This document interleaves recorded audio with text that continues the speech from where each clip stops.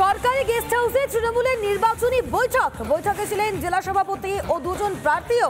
নির্বাচন কমিশনে বিধি ভঙ্গের অভিযোগ দায়ের করল বিজেপি। আব্দুর রহিম বক্সির বিরুদ্ধে কমিশনে বিজেপি। সরকারি আবাসনে কিভাবে দলীয় বৈঠক, প্রশ্ন তুলে কমিশনের দ্বারস্থ বিজেপি।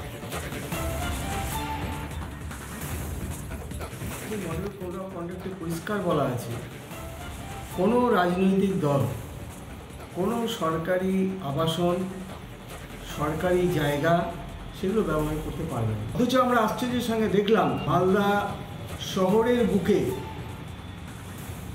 যে অতিথি আবাস আছে, জেলা পরিষদের যে অতিথি আবাস, সেখানে ঠিক বারোই স্কুলের অপোজিটে সেখানে দেখলাম তৃণমূল কংগ্রেসের সভাপতি তার ৪৫ জন যে কমিটি, ৪৫ জনের যে নির্বাচনী কমিটি, সেই নির্বাচনী কমিটির বৈঠক সেখানে তারা করেছে।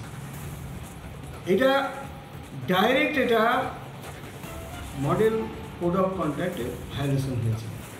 সেই জন্যই আমরা নির্বাচন কমিশনের কাছে এ বিষয়ে অভিযোগ জানিয়েছি। আমাদের নির্বাচনীয় কর্মসূচিগুলো ব্লকে অঞ্চলে কীভাবে হবে সেটা নিয়ে আজকে এখানে আলোচনা হচ্ছে। কোথায় করছেন এই আলোচনা?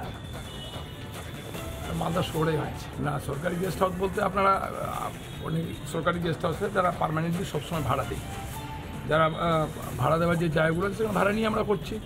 আমরা আমাদের কোনো ক্ষমতা খাটিয়ে করছি না। যেখানে যে জায়গাগুলো সরকারি জায়গাগুলোতে ভাড়া দেওয়া যায়, সেই ভাড়া নিয়ে আমরা ভাড়ার রসিদ সহ আমরা এখানে মিটিং করছি না। আমরা সেরকম দলীয়ভাবে তো সেই মিটিংটা করছি না। আমরা একটা আলোচনা আছে, সেটা আমরা পারমিশন নিয়েছি, পারমিশন নিয়ে অ্যাপ্লিকেশন জমা দিয়েছি, সেখান থেকে দিয়ে রসিদ কাটিয়ে আমরা মিটিংটা করছি। কারা অনুমতি দিলেন? অনুমতি যারা জেলা পরিষদ আছেন তারা।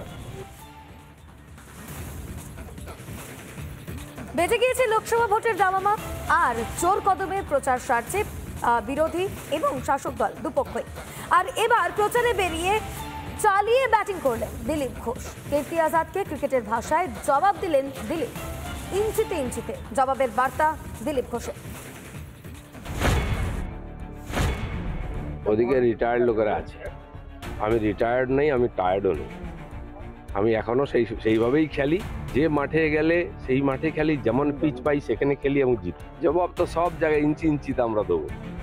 ওরা তো তালই পাবে না কখন ইলেকশন পার হয়ে যাবে।